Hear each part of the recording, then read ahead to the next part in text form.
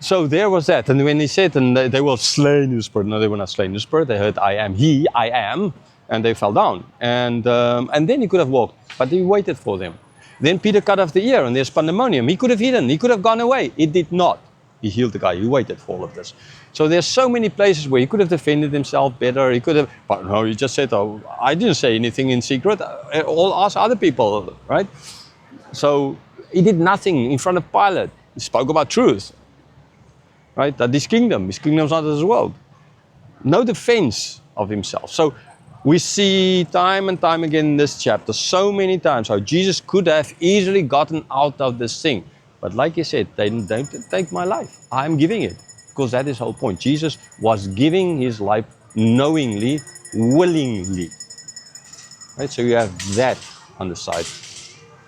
And then on the other hand, you have the religious leaders, Annas, Caiaphas, and the rest. Okay?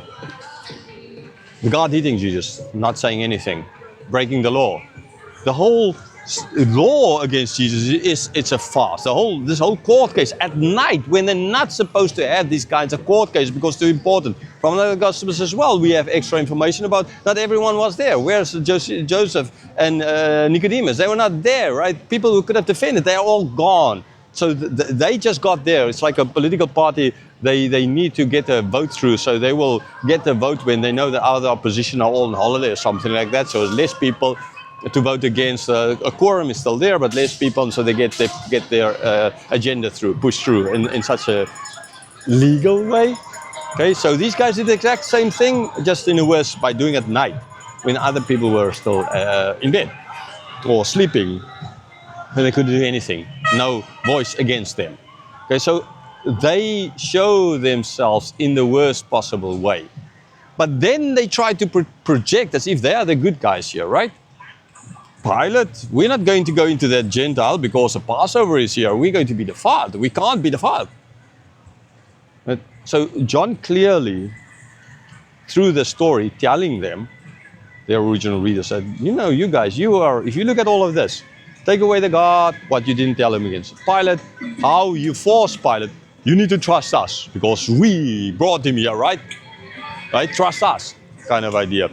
No, we can't kill him when they could have. By law, not, but that didn't bother them.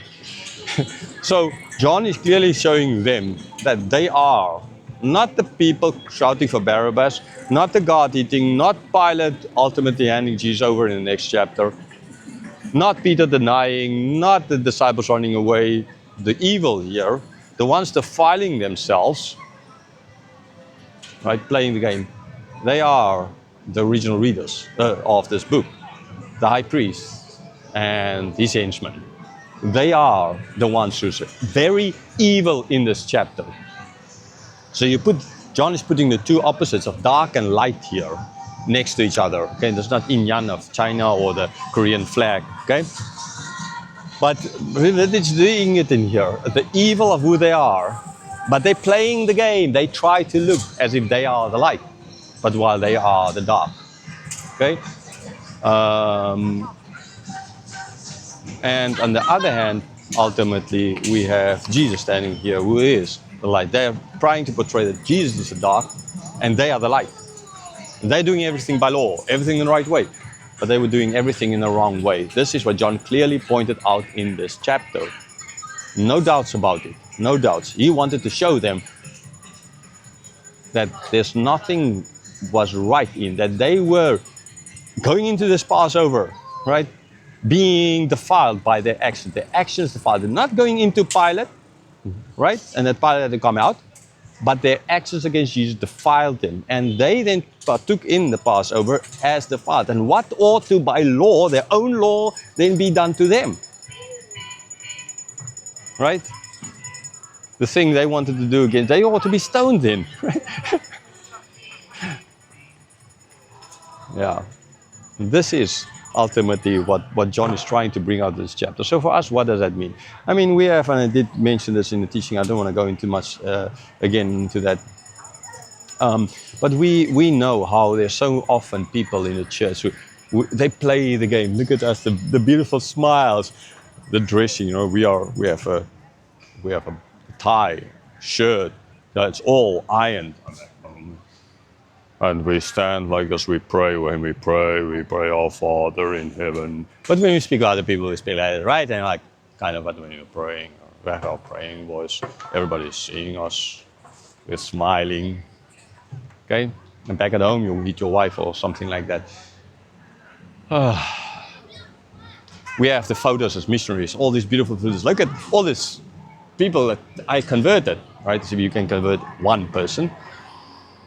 And so all of these things that we do, which ultimately is just a play. We're just playing. We're telling people what they want to hear when they want to hear it as it fits us. But we are Christians. We are the good guys, right? And those other guys, they're the bad guys. That guy standing in the fort in Malaysia speaking about us, oh, we're evil. No, he is the real, true evil one. But look at us. We have all the, here's a list of doctorates and this list of that, the list of that. Look at us. No, I mean, it's important that you stop being like that. When Jesus comes back to judge, it's not going to flow, right? It's not going to work. He's not going to say, oh yeah, really, you? Huh? I remember all those photos. Man, it was such good photos, man. All those people you brought into the kingdom. My kingdom, right? Not working, it's not going to work. He's just going to say, I didn't know you. So yeah, I want to end here, therefore, with this basically, this chapter, and say, don't be like the Pharisees, right? Don't be like Peter, plain simply denying him, that kind of Christian. Don't be the kind of person, the kind of Christian who is just, oh, we want to know the truth, but we in fact don't want to know the truth. Don't be like the kind of Christian who is like, oh man, look at me, how great I am. Right?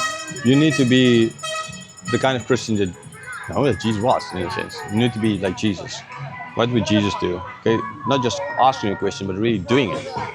Okay, how would you willing to give your life? Are you willing to lose everything for the truth? Or do you keep on saying this smile and sending the photos to people and preaching to people and praying with this voice? Right? Yeah, it's like John tried to get the religious leaders to stop, the Pharisees, Sadducees to stop and think of the evil they did, that they were the dark and Jesus the light.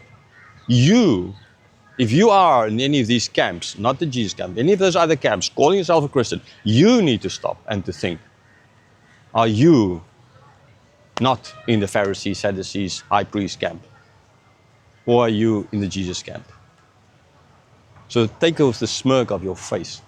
Stand up for the truth, whatever it might be, right? There's so much wrong in this world at the moment. It's time. And the reason for that there's so much wrong is not because the world is so sinful, it's because the church is dead. Because the church, the pastors, the missionaries, they are like these high priests. Smile on their face. As long as the power and the money keeps on rolling in, smile on the face. Stop being like that, please. I've said this a number of times last year as well again. Start standing up for the truth. Move out of the dark into the light. If you truly love him, you will keep his commandments, you'll keep his words. Otherwise, you're just going to end up later on when Jesus comes back and says, I never knew you. That's all.